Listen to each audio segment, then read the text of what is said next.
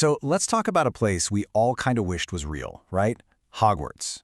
We all got sold this dream of a magical castle, this amazing escape full of wonder, but what if we look a little closer? Like, what's really going on behind those moving staircases and talking portraits? What does that magical school look like when you treat it like a real institution? What are you actually signing up for? I want you to picture this. Go all the way back. You're 11 years old. And let's be honest, being 11 is, well, it's complicated. You feel a little out of place, right? Like you're stuck in a world that just doesn't quite get you. You spend your days just waiting for something, anything, to tell you you're meant for more than this. You feel just painfully ordinary. And then one morning, bam, it happens. An owl, an actual owl is in your living room and it's got a letter. For you, your name right there in this fancy green ink. It's an acceptance letter, a full scholarship apparently, to some magical boarding school you've never even heard of. Think about it. No applications, no entrance exams, no writing an essay about what you did last summer. You were just chosen. And just like that, your whole world flips upside down. You show up at this incredible castle. We're talking floating candles, staircases that have a mind of their own, paintings that gossip about you as you walk past. The ceiling in the Great Hall looks like the actual night sky. Ghosts are just floating around. You finally escaped. This is it. This is where you belong. It all feels so perfect, doesn't it? Yeah. See, because underneath all that whimsy, under the enchanted ceilings and the mountains of food, there's an institution. And it's, let's just say, deeply, systemically flawed. This place has some, let's call them questionable practices, and they start pretty much the second you walk through the door. The problems start on day one, literally. Before you even know where you're going to sleep, before you meet a single professor, you get hit with the cornerstone of the school's entire social structure, the sorting. So here's how it works. You, a terrified 11-year-old, have to sit on a stool in front of literally everyone, and this old dusty hat reads your mind, publicly. It pokes around in your kid brain, finds like one personality trait it likes, bravery, smarts, ambition, whatever, and then just yells it out for the whole school to hear. And that's it. You're labeled for life. No do-overs, no transfer portal, no, hey, I'm a moody teenager now, maybe I'm not a Hufflepuff anymore. Nope, it's permanent. And we're not just talking about the color of your scarf here. This one decision, made by a hat when you're 11, decides basically your entire life. It picks your dorm, your roommates, and pretty much your entire friend group for the next 7 years. It even assigns you your enemies. You get a whole reputation and a set of pre-packaged rivalries before you've even said hello to anyone. And you better believe those stereotypes are going to stick with you forever. The school has you boxed up and labeled before you've even had your first lesson. All right, so you've been sorted. What about the classes? I mean, the class names sound amazing, right? Way better than algebra. But in reality, it's not really a curriculum. It's more like a 7-year survival course with absolutely zero government oversight. Let's just break it down. You've got potions. It's basically chemistry, except everything can explode, and it's taught in a creepy dungeon by a teacher who actively seems to despise you. Then there's herbology, where you're just wrestling with plants that want to strangle or poison you. And don't even get me started on care of magical creatures. The only qualification for teaching that class seems to be a dangerous obsession with things that can maul you. Safety glasses? Liability waivers? Nah, not a thing. And that brings us to the teachers themselves. The HR department at Hogwarts? I'm pretty sure it doesn't exist. Let's just look at one job, Defense Against the Dark Arts teacher.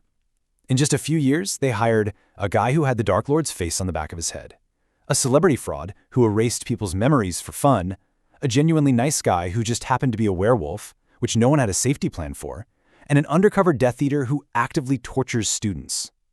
This isn't just a run of bad luck, people. This is a pattern of gross negligence that everyone just seems to be okay with. Okay, so you've got your lifelong label from a hat, your classes are trying to kill you, and your teachers are, let's say, unconventional. But at least the school itself is safe, right? It's a castle. Wrong. So wrong. Hogwarts basically has an annual appointment with catastrophe. You can set your watch to it. I mean, just look at the track record. Year 1? Oh, just a 12-foot troll in the dungeons. No biggie. Year 2? A giant basilisk living in the plumbing, turning kids to stone. Totally normal. Year 3, an escaped mass murderer is on the loose, so naturally they guard the school with soul-sucking wraiths. Year 4, they cancel school sports to host a tournament where students can and do die. By year 6, the headmaster gets murdered on campus. And what happens? Nothing. The school stays open. Parents just keep sending their kids. It's not a school, it's a recurring disaster zone. But hey, it's not all life-or-death situations. Sometimes it's just good old-fashioned psychological pressure. The school has this amazing system designed to create constant anxiety, tribalism, and public shaming. And it's all built around one thing, the house cup. Here's the deal. Teachers can give and take away points for your house, for anything, and they do it publicly. The scores are right there in the Great Hall for everyone to see. So if you mess up, if you're out after curfew, you're not just getting detention, you're letting down your entire house. You're making hundreds of other kids lose. It's a system basically engineered to make you all compete with each other instead of working together. It's a high-pressure social experiment, and you're the lab rat. And layered on top of all this is a nasty little social hierarchy. It's all about your bloodline. You got the purebloods at the top, the old money, the influence. Then you've got half-bloods, who are generally fine. But if you're muggle-born, if your parents aren't magic, well, you're at the bottom. You're tolerated, at best, and you're a constant target for prejudice. And how does the school handle this deep-seated problem? The headmaster gives a nice little speech about everyone getting along once a year. Problem solved. So let's just recap. Between the ages of 11 and 17, you're facing down trolls, giant snakes, soul-sucking monsters, you're watching your friends get petrified, you're forced into deadly games, you see your headmaster killed. So the big question is, how many school counselors, how many therapists are on staff to help you deal with all this, crippling trauma? The answer is 0. Not a single one. A school this dysfunctional can't exist in a vacuum. It's got to be propped up by something bigger. And in this case, it's a direct product of the government it serves, the Ministry of Magic. And, oh boy, if you think the school has issues, just wait till you see how the government operates. This is a government that basically controls the media. They use the main newspaper to print propaganda. They lock people up in this nightmare prison called Azkaban, which, by the way, is run by those soul-eating monsters, often without even bothering with a trial. They routinely wipe people's memories to cover up their own mistakes, and they will actively suppress any truth that makes them look bad. It's not great. So when the most evil, dark wizard of all time comes back from the dead, what's the ministry's first move? Is it to warn the public? To protect people? Nope. It's to deny everything. They spend an entire year running a smear campaign against the teenager who saw it happen and the old headmaster who backs him up. Why? Because the truth is inconvenient. It disrupts the comfortable order of things. And in this world, that is a bigger crime than actual danger. And so, where does all of this inevitably lead? Well, when the war they tried to ignore finally breaks out, the school, Hogwarts, becomes a primary recruitment center and a battlefield. Students, some of them not even legal age, are expected to fight against trained killers. And when it's all over, the school just reopens. Business as usual. No meaningful changes, no institutional accountability, nothing.